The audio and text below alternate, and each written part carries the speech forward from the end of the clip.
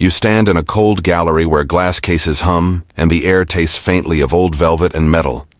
A blue stone hangs in the darkness like a drowned star. Somewhere a guard clears his throat.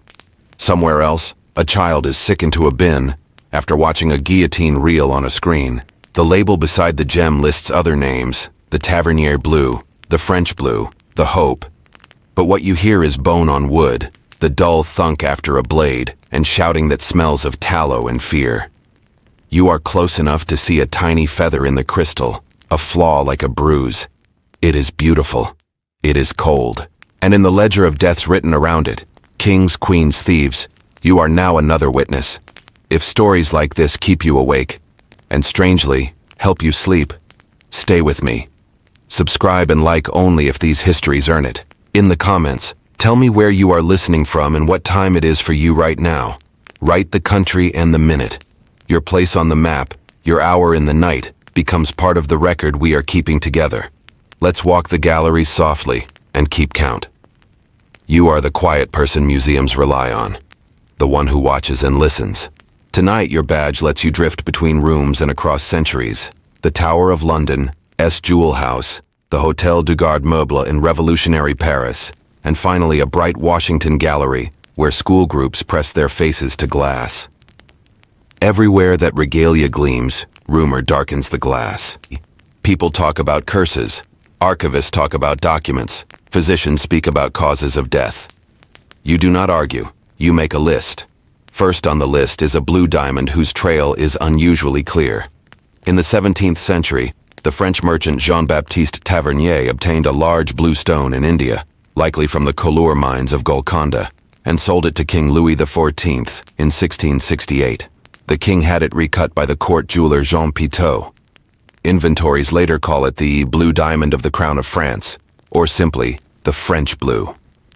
During the September 1792 looting of the royal storehouse in Paris, thieves carried it off. Months later, Louis XVI and Marie Antoinette died by guillotine. 2 centuries afterward, in 2005, scientists demonstrated through geometric modeling that the Hope diamond is the recut remnant of that stolen French blue. The diamond did not kill anyone. The revolution did. Still, people lower their voices. The stone glows as if submerged. Second is a purple sapphire that is not a sapphire at all, but an amethyst. In London, the Natural History Museum holds a silver-mounted stone that came with a letter from Edward Heron Allen in 1904, calling it trebly accursed and advising its future custodians to sink it in the sea. The letter claims the gem was looted in colonial India and brought run after run of misfortune, illness, suicide, broken careers, to anyone who kept it. The museum keeps the letter, the amethyst, and a cooler note. The tale likely promoted a 1921 short story Heron Allen wrote. The object is real. The pattern may be narrative. It is displayed as a curiosity of belief and provenance as much as a mineral specimen. Third is a colorless giant with a name long enough to carry empires, the Koh-i-Noor. Its pre-modern itinerary runs through battles and dynasties. Its modern life begins in Britain after the Treaty of Lahore in 1849. Recut in London in 1852, worn by Queen Victoria as a brooch, then set into the crowns of Queen Alexandra, 1902. Queen Mary, 1911, and the Queen Mother, 1937. It has since been shown only in the crowns of women, partly because of a belief that it brings misfortune to male wearers. In the Jewel House today, the stone and its replicas sit beneath bright, clinical light while debates over restitution and symbolism rage outside. You note the labels, the dates, the glass, and the fact that many of the deaths linked to these objects are fully explained by politics, war, infection, or age. But the human mind insists on threads. Your role in this story is not to prove a curse. It is to watch the evidence accumulate. In the hours ahead, you will stand in 3 places and hear feet on 3 kinds of floor. Paris paving stones in 1792, London marble in the early 1900s, and the smooth epoxy of present-day display halls. You will see violent death, invented pattern, and contested memory. None of it will make the jewels less beautiful. All of it will make them heavier. You begin in Paris, but not the Paris of postcards. The year is 1678 inside your head, because the record says that is when Jean Pitot, jeweler to Louis XIV, set a cutter's wheel to a blue stone purchased in India by Jean-Baptiste Tavernier. You stand by imagination and document in a narrow workshop with windows filmed by dust. Oil darkens the wooden floor. Pitot leans to the wheel, and the wheel sighs against the diamond. Sparks are invisible. What you see is light thinned to water and thrown back in a strange color, blue with smoke in it. A clerk writes figures in a neat royal hand. When Pitot is finished, the inventories will list a 67-carat wonder, the blue diamond of the crown of France. You do not hear prophecy. You hear the rasp of a file, the quiet of expensive work, the ticking of a clock. The stone is mounted for ceremonial wear, and decades later, rebuilt into a more elaborate pendant for the Order of the Golden Fleece under Louis XV. It is an object of state, its color red as divine favor. Turn a page. September 1792. The same stone now lies in a case at the Royal Storehouse, the Hôtel du Garde Meuble. The city outside is feverish. Revolutionary tribunals, rumors, mobs that are sometimes citizens and sometimes criminals. Over several nights, thieves break into the building and almost leisurely loot. You can feel the boards flex under their boots. You can smell the hemp of the ropes and the animal glue in the frames they wrench apart. For 5 days, the robbery continues as guards are overpowered, as doors that were supposed to be secure give way. The French blue disappears into the teeth of Paris streets and is gone. You write the dates plainly. 11 to 17 September, theft confirmed in reports. The stone not recovered. January 21st, 1793. You stand in a different crowd. The cold moves in your coat like a second person. On the scaffold, a king waits, stripped of title by decree, and now reduced to his physical life. Pulse, breath, skin. The blade falls. The sound is a hard, fast clap, then a duller knock when the head meets wood. You do not cheer, you do not pray. You only register the smell of tallow from the torches and the sour metallic edge of blood in the air. In October, Marie Antoinette follows, the weather meaner, the crowd less ceremonious. In years to come, pamphlets and salon gossip will braid these deaths to the vanished diamond, as if a mineral had reached out of a case to reorder history. But the causes are not occult. They are political, legal, military, economic. The French blue is not an actor. It is evidence of wealth, of a system falling apart. And then, it is evidence missing. Now, London, 2 decades later. A blue diamond of exceptional depth appears in the trade by 1812 and passes eventually into the collection of Henry Philip Hope. You walk a Georgian room that smells of coal smoke and beeswax. The stone sits in a velvet tray, glimmering as if damp. People admire it without knowing what it once was. Names detach and reattach.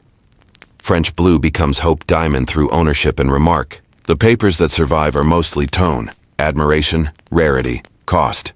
There is no gasping about curses. There is, however, a quiet that grows around the gap between what Paris lost in 1792 and what London shows in 1812. The gap will take 2 centuries to close. Enter the lab. In 2005, curators and scientists used 3D modeling and measurements of a lead cast of the old French stone to test a hypothesis that many historians have held: that the Hope is the recut French blue.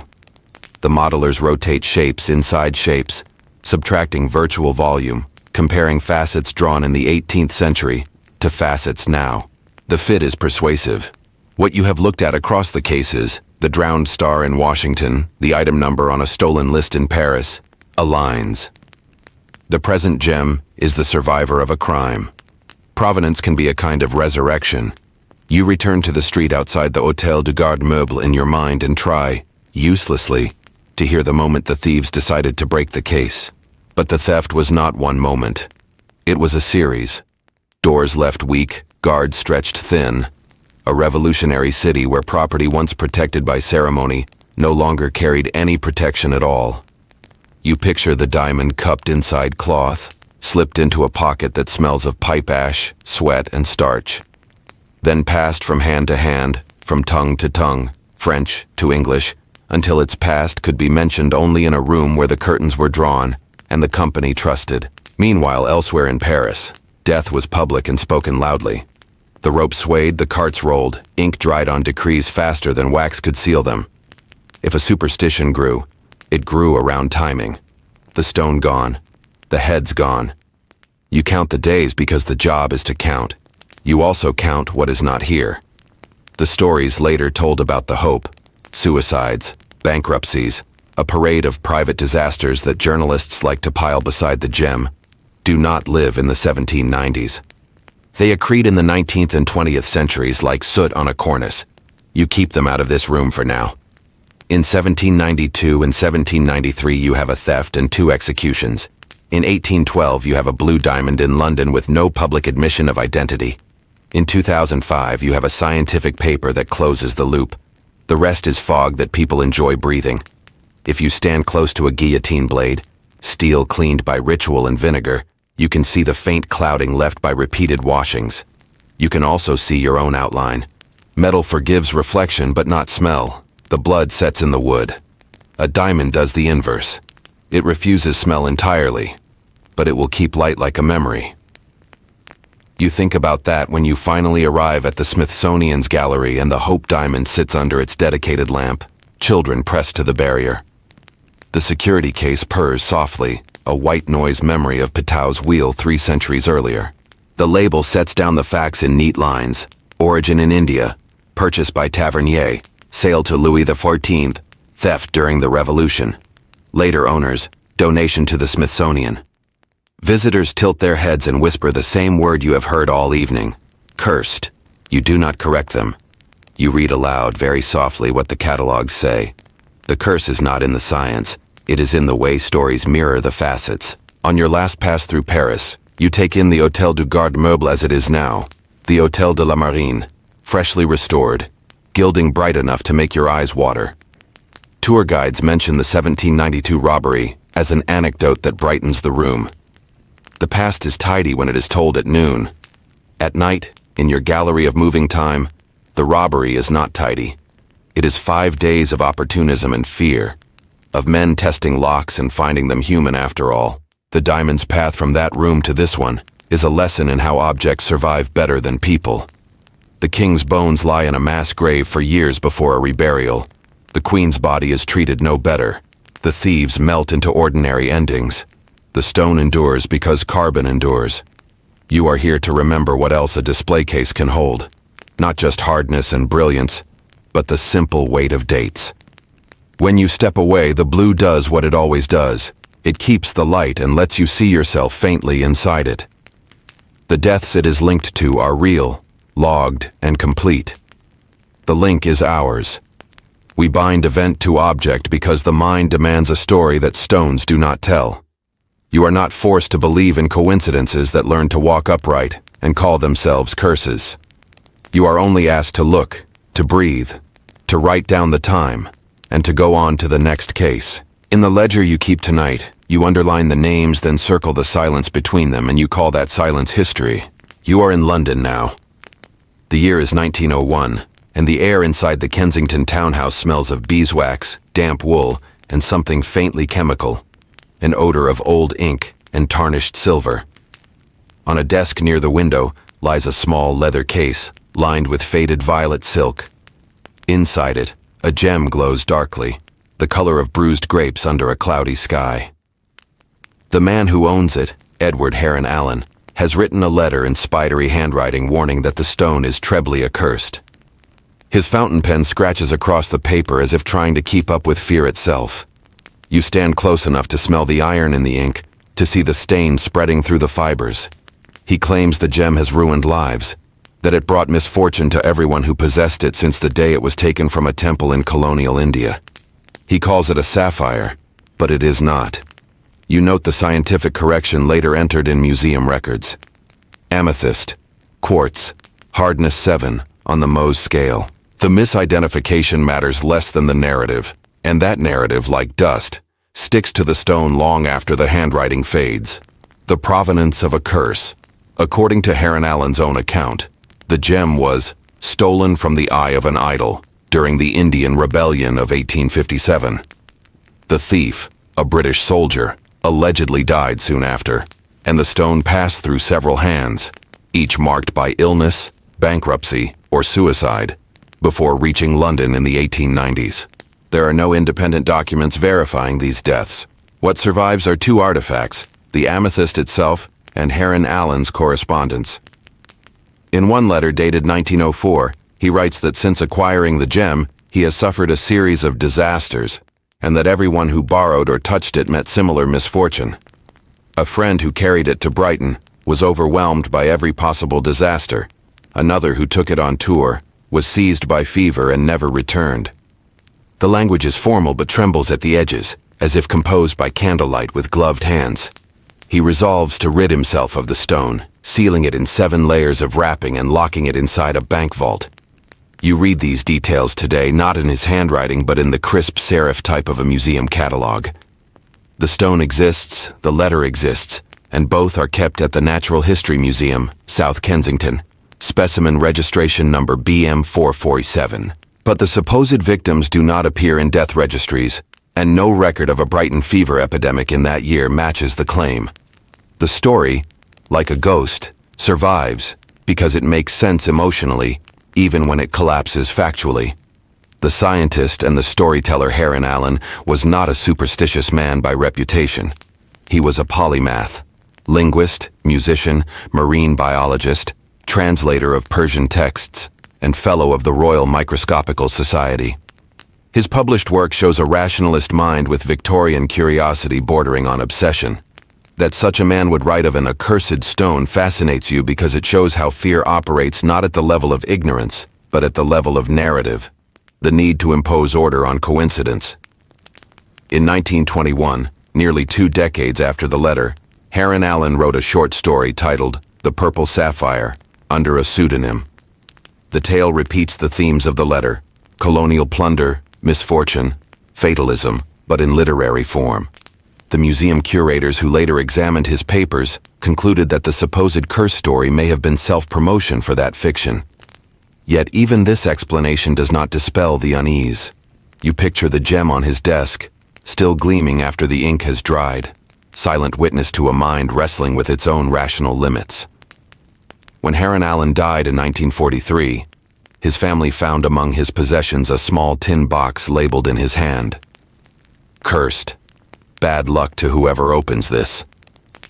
Inside was the same amethyst, wrapped and sealed. The note requested that it not be opened until 3 years after his death. The box remained sealed until 1946, when it was given to the Natural History Museum, along with the cautionary letter. You imagine the curator unwrapping it, layer by layer. The smell of age rising like old incense, the fabric fraying, the final gleam appearing in the dull London light filtered through wartime dust. No thunder rolled, no one collapsed. The gem simply lay there, unremarkably beautiful, a violet mirror catching the tremor of the curator's hand. Between rationality and ritual. What makes this story persist, you realize, is not evidence but atmosphere. The stone S alleged origin in India intersects with a century-s worth of imperial anxiety. British collectors haunted by the idea that looted sacred objects could carry revenge. The Koh-i-Noor stirred similar murmurs, but this amethyst personalized the fear. The curse did not strike empires, it struck individuals. When displayed today, the museum labels it with a gentle irony, the Delhi purple sapphire, actually amethyst, associated with a legend of bad luck. The letter is framed beside it, underlining the distinction between object and story. You stand before the case. The lighting is soft, diffused. Reflections of visitors shimmer across the glass like fleeting ghosts. Children move on quickly, but older viewers linger, reading the small print about curses, thinking perhaps of their own losses. The gem seems to glow more deeply as the crowd thins. A plaque notes that modern gemologists find nothing unusual in its composition, no trace impurities, no radioactivity, nothing but quartz colored by iron and natural irradiation. Its value lies in provenance, not superstition. Yet the staff still speak of it with a faint theatrical caution, the way sailors speak of calm seas. Rationality, after all, coexists with ritual. The display is a compromise, science and superstition behind the same glass. Echoes and afterlives. Outside the museum, rain begins to fall, turning exhibition roads slick and silver. You watch umbrellas bloom and close like breathing lungs. Inside, the stone does what stones do. It endures. The same iron that colored it once under Indian sun now catches London's grey light. Somewhere in the archives rests the note Heron Allen wrote to future custodians. To whoever opens this, I beg you, cast it into the sea. The museum did not. It catalogued it, preserved it, contextualized it. In doing so, it turned a private fear into a public story. You think of the broader pattern. Humans attributing catastrophe to objects they cannot destroy. The curse narrative transforms random suffering into a moral sequence. A soldier desecrates a temple. He dies. A collector ignores warnings. He suffers. It is a form of storytelling that comforts even as it terrifies. If misfortune has a logic, then perhaps so does fortune. In this way, the amethyst becomes not a source of evil, but a mirror of guilt. It reflects the shadow of empire, the theft of sacred property, the disquiet that lingers when wealth is built on violence. The gem itself is innocent. The stories orbiting it are not. Night at the museum. The building empties. Security lights dim. You stand alone before the case, hearing only the hum of air filters and the faint ticking of a radiator. The glass holds your reflection beside the purple heart of quartz. It looks darker now, almost black. You remember Heron Allen's warning and think of the sea swallowing it whole, the idea of erasure as mercy. But history does not drown so easily. It catalogs everything. The thefts, the lies, the fears, the laughter of curators decades later telling visitors about a haunted gem. When you leave, you pass through the main hall where the statue of Darwin sits in quiet judgment. Behind you, the amethyst remains sealed in its case, unchanged since 1946. On paper, it is a geological specimen. In whispers, it is an omen. Both truths fit. The rain outside has thickened into mist. You breathe the city air, coal, ozone, wet stone, and realize that the real curse is simpler. The human need to keep telling the same story, to make beauty responsible for suffering. You look back once more. The stone catches a faint reflection of lightning over South Kensington. For a moment, it appears alive. You are standing in a dimly lit vault beneath the Tower of London, where the air feels ancient. Part dust, part iron, part something older still, like petrified light. Ahead of you, behind bulletproof glass, rests a diamond so bright it seems to hum. The Koh-i-Noor. Mountain of Light. Its brilliance masks a long, blood-stained journey across centuries, empires, and deathbeds. You are not merely looking at a jewel. You are looking at history crystallized in suffering. The British label below it reads simply, acquired in 1849 following the annexation of the Punjab. But you know, that word acquired hides what the record will not say plainly. Surrender, conquest, and humiliation written in contracts instead of blood. The gem's reputation as cursed came later, but its trail of ruin was already centuries old. Birth in fire. The earliest reliable mention of the Koh-i-Noor appears in the Baburnama, the memoirs of the Mughal Emperor Babur, around 1526. You stand now in imagination, beside him in the heat of northern India. The dust of Panipat still heavy with the smell of horse sweat and gunpowder. The diamond, taken as tribute from the defeated Sultan of Delhi, gleams in a small casket. Babur describes it as weighing 186 carats, its facets crude, its light unfocused but immense. He gifts it to his son Humayun, marking the beginning of its royal life. For nearly 2 centuries, the Koh-i-Noor remains in the Mughal treasury. You pass with it through Agra, Delhi, Lahore, feeling the temperature of empire rise and fall. When Nadir Shah of Persia invades in 1739, the diamond travels again, this time soaked in the smoke of burning palaces. The chroniclers say that after looting Delhi, Nadir Shah exclaims, Koh-i-Noor, Mountain of Light, and the name endures. 2 years later, in 1747, Nadir Shah is assassinated in his tent. You picture the scene as his generals tear open the royal chest searching for spoils. the diamond catching the briefest spark of torchlight amid blood and shouting. Another death, another transfer. It passes next to Ahmad Shah Durrani of Afghanistan, founder of the Durrani Empire, then to his grandson, Shah Shuja. By the time you reach the early 19th century, it has already witnessed centuries of betrayal. Shuja, besieged and desperate, surrenders the diamond in 1813 to Ranjit Singh, the Sikh ruler of the Punjab. The exchange is ceremonial, cloths of gold, words of friendship, but beneath it is fear. In paintings, Ranjit Singh is shown holding the stone to his eye, letting light scatter across his blind socket, a terrible kind of pride. When he dies in 1839, his empire fractures, and the British East India Company circles like a vulture. The Treaty of Lahore. You are in a tent in 1849. The air is thick with gun oil, sweat, and the faint sweetness of crushed opium smoke. Around the table sit British officers of the East India Company and Sikh courtiers of the fallen kingdom.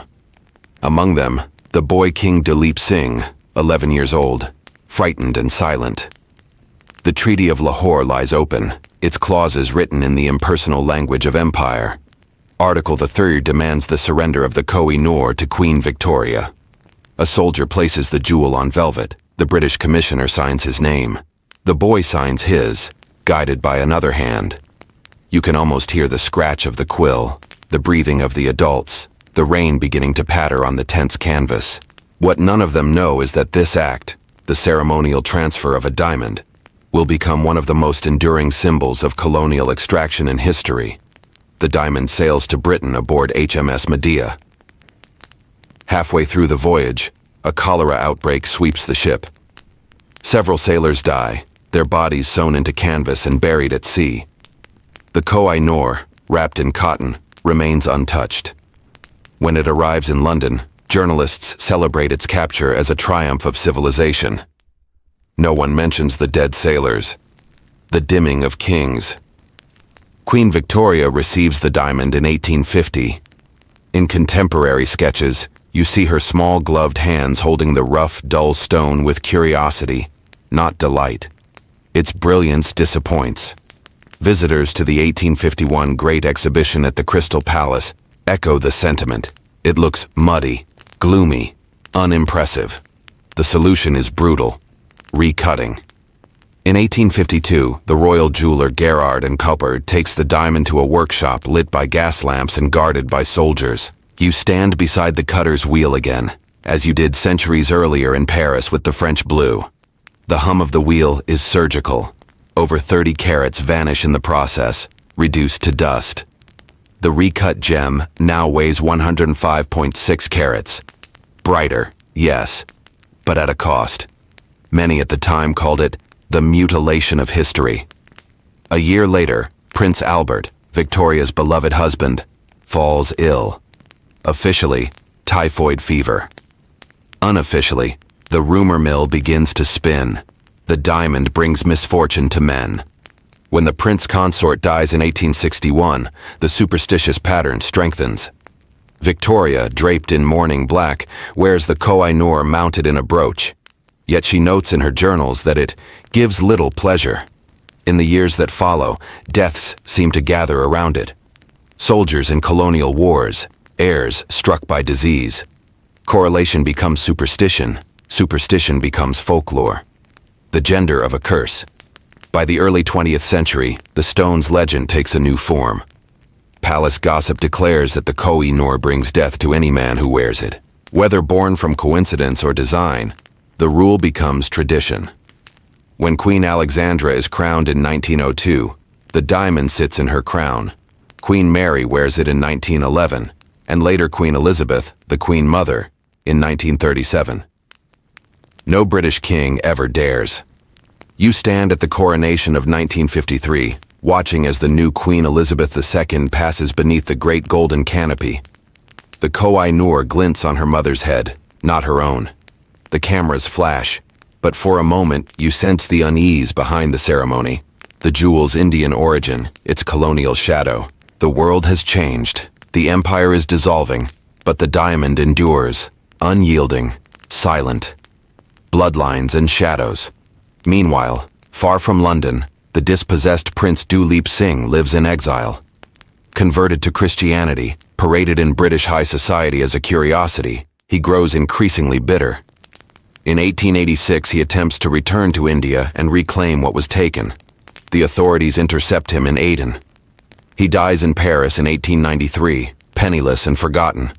On his desk lies a photograph of the Koh-i-Noor. The curse, if one exists, does not strike swiftly. It erodes, humiliates, and remembers. When you trace the deaths linked to the diamond, the pattern is clear. Nader Shah assassinated, Ranjit Singh struck by paralysis, Prince Albert dead at 42, Duleep Singh broken in exile. But so too are countless lives destroyed by empire itself. The curse, if anything, is historical. A ledger of conquest, written in carats and blood. The display and the debate. Today, the Koh-i-Noor rests once more in the Tower of London, set into the coronation crown of Queen Mary. Its display case hums faintly with the vibration of air conditioning, a sterile halo around a relic of violence. Security cameras blink like tired eyes. Visitors shuffle past in reverent silence, unaware that the stone's journey is not finished. India, Pakistan, Iran, and Afghanistan have all claimed rightful ownership. Governments exchange letters, historians exchange citations. The diamond remains still, but its meaning moves restlessly through politics and conscience. You move closer. The light refracts across its facets in cold flashes, clear, perfect, and somehow pitiless. The sign beneath it reads, "Donated to the Crown by the East India Company following the annexation of the Punjab." The word donated hangs in the air like smoke from a snuffed candle. Outside, London rain runs down the tower walls like old tears. Somewhere beneath the stones lie bones of traitors and queens alike. Inside, the Koh-i-Noor continues to gleam, indifferent to human stories. You can almost imagine it whispering, not in words but in light, the same message it has carried for 5 centuries. Nothing truly belongs to anyone for long. You write the date in your notebook. From Babur to Victoria, from Lahore to London, every hand that held it paid. The room feels smaller now, the glass thicker. You breathe in the metallic air and step back. The curse of the Koh-i-Noor was never in the diamond. It was in us. The unending hunger to own beauty, even when beauty bleeds. The air inside the jewel house never really sleeps. You feel it when the doors shut and the last visitors leave. An electrical quiet. A hum that rises from the walls themselves. The jewels glitter in their cases like stars imprisoned underground.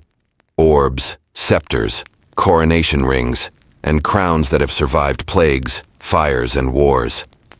But the Tower of London, their eternal vault, has always demanded a price. You are about to meet the men who paid it. The first keeper. The first recorded tragedy, tied to the Regalia after the Restoration, begins in 1671, when Colonel Thomas Blood, disguised as a clergyman, attempted to steal the crown jewels from the Martin Tower. You can still imagine the scent of oil from the padlocks and the musk of old cloth wrapping the treasures. Blood struck the jewel keeper, Talbot Edwards, on the head with a mallet, bound and gagged him, then flattened the crown with a hammer to fit it into a bag. He poured the sovereign's orb into a wine flask. When guards arrived, Blood fought, still clutching the crushed crown. Edward survived, but not long. Contemporary letters record that he was struck with lingering illness from his wounds and died within 2 years. Some said the Regalia had punished its would-be thieves and defenders alike. You picture it, the old keeper bleeding onto the floorboards, the smashed gold bent like bone, the echo of hoarse laughter in the stairwell. When you pass that same tower now, glass and alarms have replaced rope and padlock, but the unease lingers. Fire and madness. 2 centuries later, another guardian met a stranger fate. The year is 1841, and you smell smoke in the winter air. A great fire has broken out in the grand storehouse of the tower, the building that held munitions and several ceremonial pieces. Watchman IS reports describe red light over the river, and the wind carrying sparks into the moat. Among the rescuers was Sergeant Major Edward Doubleday, Charged with saving arms and regalia, he dragged iron chests through heat so intense that their hinges screamed. Days later, he collapsed from lung inflammation and died. Newspapers of the time praised his courage. Rumor, however, whispered that no one who touched the crown's treasures that night survived the decade. Several guards, it was said, died of consumption. The official reports cite only smoke injury. You imagine the soot in their throats, the blackened air turning every breath into a wound. Fire doesn't respect kings, but it seems to guard their jewels. The night of 1945. Fast forward to another war. The tower is dark during the Blitz, windows sandbagged, jewels sealed in secret chambers. After victory, they are returned to their glass thrones, and with them returns an old pattern. Accidents, collapses, sudden deaths among the yeoman warders assigned to guard them. One of the most documented cases is that of Major General Sir George Younghusband, keeper of the Jewel House from 1919 to 1932. A veteran of India and author of the Crown Jewels of England, he handled them more than any man of his era. His book ends with the line, "The jewels themselves remain serene, it is we who pass away." He retired in ill health, dying of complications of pneumonia the following year. Later, his assistant, Robert Wilson, was crushed by a gate within the tower complex in 1945. A freak accident, the newspaper said. Warders joked darkly that the crown preferred quiet guardians. The tower corridors smell of cold iron and polish. You can almost hear the click of boots, the cough of a man whose lungs never recovered from the damp. The jewels gleam on, indifferent. The Raven Keeper's Tale. Not all deaths are recorded in ledgers. Some live in stories told by warders to tourists after hours. One involves the ravens, black silhouettes that stalk the tower's lawns. Legend says if they ever leave, the crown will fall. During the 1960s, an old raven keeper, Brendan Grimshaw, found several birds dead within days of a Regalia exhibition reopening. He swore the jewel's light had driven them mad. 2 weeks later, Grimshaw himself suffered a fatal stroke on the green. His replacement kept the birds in reinforced cages after that, muttering prayers each dawn. Historians dismiss it as coincidence. Yet when you walk across the tower courtyard at dusk and hear the ravens croak above you, the sound has the weight of an omen. Feathers against the stone, shadow against flame. The thief who returned. In 1965, a visitor attempted to grab the imperial state crown during cleaning hours. The attack was brief, a lunge, a shout, a gloved hand on the glass, but it ended with the man's arrest. Within 48 hours, he was found dead in his cell at Wandsworth Prison. Heart failure, said the coroner. Tabloids used another word, curse. The guards who restrained him resigned soon after, citing recurring nightmares. The official papers remain closed, but fragments survive in interviews. One spoke of a pressure in the room, another of hearing bells, though none were rung. You file these stories not as proof, but as temperature. The heat of human imagination rising whenever gold and guilt share the same space. The Jewel House and its ghost. Every night, before the electronic locks engage, a single warder still performs the ceremony of the keys, the oldest continuous ritual in British military history. Lantern in hand, he turns the great iron key in the gate, salutes the sentry, and announces, "God preserve King Charles." The reply echoes, "Amen." You watch this ceremony from the shadows. The steps are precise, rehearsed, identical to how they were done centuries ago. But behind that perfection you sense the quiet superstition, how every man who holds that key carries the memory of those who never returned from the watch. Warders say that sometimes near midnight, one can smell candle smoke in the Jewel House, though none have been lit since the 19th century. Others hear the clink of chainmail or see a faint shape near the case containing St. Edward's crown, as if a reflection has failed to disappear. The tower's archivists record none of this, but they also do not laugh. The weight of the crown. To stand in that chamber is to feel centuries compressed into a single breath. Each gem, each cross and fleur-de-lis has outlasted the bodies that made them sacred. The deaths surrounding them, documented or whispered, form a secondary crown, invisible but heavy. You realize that what people call the curse of the crown jewels is not supernatural retribution, But the mathematics of mortality, too many centuries, too many custodians, too many hearts stopped in service. Still, the myth persists because it feels true. Every king who has worn those crowns has feared losing them. Every soldier who has guarded them has aged too fast. Power, it seems, demands both spectacle and sacrifice. You take one last look. The jewels shimmer under LED light, each facet catching your reflection for a moment before discarding it. They do not mourn. They do not remember. That task falls to you. Outside, the Thames slides past like dark glass. The ravens mutter in the wind. You turn the sound of their wings into a closing note, history breathing, endlessly repeating itself inside stone walls that glitter with the cost of glory. You stand in Westminster Abbey, where dust glitters in shafts of late afternoon light. The walls breathe history. Every echo here is a coronation or a funeral. Beneath your feet lie kings and queens, who once wore or touched the same regalia now locked behind glass in the Tower of London. Each crown, scepter, and orb has felt the pulse of living flesh, then watch that flesh decay. You can almost smell the faint mixture of incense, wax, and stone dust, the scent of centuries trying to disguise mortality. They called the crown jewels sacred objects, symbols of divine right. But the record suggests something darker. A chain of royal deaths, illnesses, and disasters so frequent that even loyal courtiers began to whisper that the regalia carried a price. The dying king, begin with Charles II, the monarch who restored both throne and regalia after the chaos of Cromwell's republic. In 1661, new jewels were forged for his coronation because the originals had been melted down by Parliament. That act, destroying and remaking the symbols of monarchy, was seen by many as dangerous tampering with sacred power. You stand beside Charles II's bed in February 1685. The chamber reeks of sweat, mercury, and bloodletting bowls. Physicians apply blisters, bleed him, and force him to drink pulverized pearls. Witnesses note that his black hair has turned gray overnight. When he dies after a week of agony, his surgeons cannot name a cause beyond fits of apoplexy.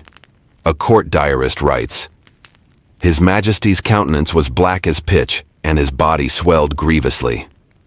The servants whisper that he died of poison. Others claim divine punishment for the regalia he remade. Either way, the restored crown gained its first modern corpse.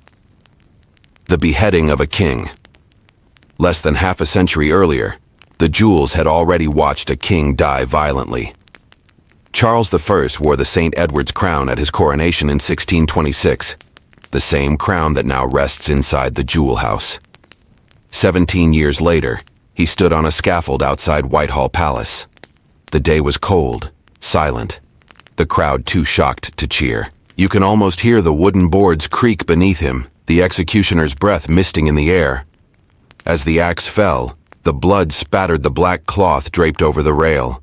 Later, witnesses said the executioner held the severed head aloft, crying, "Behold the head of a traitor." The jewels that symbolized divine authority could not save him. When Parliament melted them down, the curse narrative was born. Those who destroy the regalia destroy themselves. Within a decade, Cromwell was dead, his body exhumed and hung in chains. The restored monarchy's first act was to forge new regalia, rebirth through fire and fear. The Queen and the Sapphire. Then comes Queen Mary II, crowned jointly with her husband William III in 1689. She was the first to wear the newly remade crown, encrusted with sapphires, emeralds, and rubies from older royal pieces. Her reign began with celebration but ended abruptly with smallpox. Contemporary accounts describe the scene in Kensington Palace. Her face blistered, the smell of infected linen thick in the room. The courtiers were terrified to approach. The royal chaplain wrote that the Queen did most patiently endure the sickness, yet her body was foul to behold. The blue sapphires from her crown were believed to have turned dull. Her physicians washed them in wine before reuse, a gesture half medical, half ritual. Within months, William himself suffered a near-fatal riding accident, and gossip once again attached misfortune to the crown. The king struck by lightning. You walk forward through time to the 18th century, the reign of George II, the only British monarch buried outside England since 1066. He was crowned with the very regalia kept today in the Tower, the imperial state crown, the sovereign scepter, the orb. He ruled for 3 decades before collapsing suddenly in 1760 while dressing in his private closet.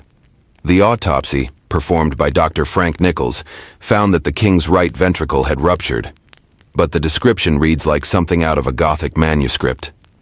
The pericardium was found distended with blood, as if the heart had burst by lightning. Servants swore they heard a thunderclap inside the palace that morning. The death fed new superstitions. The crown's power, bound to the divine, struck down the unworthy. The Mad King. Then comes George III, crowned in 1761 under the same regalia that killed his father's heart with frightful suddenness. His reign saw both triumph and decay. You are with him decades later, in the final years of his madness. The diaries of court physician Dr. Francis Willis describe hallucinations, delusions of grandeur, hours of screaming prayer. The king's crown sat locked away while he muttered of angels and lightning. When his sight failed, and he was finally declared insane in 1810, attendants recorded that he kept asking whether the crown was safe. He died blind, deaf and deranged in Windsor Castle, the same crown now glinting over his coffin at the funeral. The legend hardened. The regalia that sanctified kings also consumed them. The Victorian morning. You return to 1861. Queen Victoria, once radiant in her coronation jewels, now stands in her widow's black. The same Koh-i-Noor diamond sits in her mourning brooch. When Prince Albert dies, she blames not fate, but a darkness that follows the crown. Her private journals record her refusal to wear full regalia again, calling them symbols of sorrow. At her death in 1901, her attendants placed the small crown of diamonds on her coffin. The mourners described the strange light it cast in the gas-lit chapel, bright, cold, and unyielding. For many Victorians, that was the last moment the crown's radiance was seen as holy. After that, it became theatrical, political, almost eerie. The death that began the modern legend. One more scene. 1952. Sandringham House. King George VI, dutiful, quiet, exhausted, rises before dawn to smoke a final cigarette. He has worn the imperial state crown less than 20 times in his life, yet he spoke of its weight as almost intolerable. That morning, his valet finds him dead in bed, his face peaceful but gray. Coronary thrombosis, the doctors say. The newspapers show the crown resting on his coffin, the Koh-i-Noor glinting faintly. When you stand before that same crown today in the Tower, you know it has touched more dead skin than living. Its diamonds have reflected both coronation light and candlelight over the dead, and every monarch since George VI, Elizabeth II, now Charles III, knows the whispered rule. Wear it sparingly, and never alone. The price of immortality. You linger in the abbey's silence. The crowns and scepters were meant to grant immortality, yet every wearer became mortal proof of their failure. The jewels gleam still, but the heads they once adorned rest beneath your feet. Ashes under marble, names carved thin as veins. History keeps a careful count of who wore what and when. But it is you, standing here centuries later, who understands the deeper arithmetic, the brighter the gem, the darker the shadow it casts. As you turn to leave, a shaft of light passes through the stained glass and strikes the coronation chair. For an instant, it looks alive, gold trembling, stone breathing. Then the light fades, and all that remains is dust, silence, and the quiet reminder that crowns do not last. Only the stories of those they destroy. You are back in the Tower of London, long after closing time. The floodlights have dimmed, and the courtyard lies empty, except for the echo of rain tapping against the stone. Inside the jewel house, the display cases glow softly, each one a floating island of light in a sea of dark. The crown jewels rest motionless, but you can feel something alive in the air. The weight of centuries, the faint pulse of power that refuses to die. You stand before the imperial state crown. Its diamonds scatter light across your face in shards of white and violet. You can trace the stories in each gemstone. The Hope Diamond's exile from Paris, the Delhi Amethyst's whispered warnings, The Koh-i-Noor's voyage through conquest and empire, the royal crowns that have watched their wearers fall. Every death, every illness, every curse leads here, to this moment, to this glass, to you. The vault and the mirror. It's easy to believe that curses belong to the past, but the tower teaches you otherwise. The curse has evolved. It is no longer about disease or sudden death. It's about memory. These jewels, created to prove immortality, have become memorials to failure. You peer closer. Your reflection floats on the glass beside the crown, pale and transparent. The gems seem to look back. The sapphires flicker like eyes. The rubies breathe faintly red. For centuries, people have thought of these stones as possessing will or vengeance. But what you realize now is quieter. They possess permanence.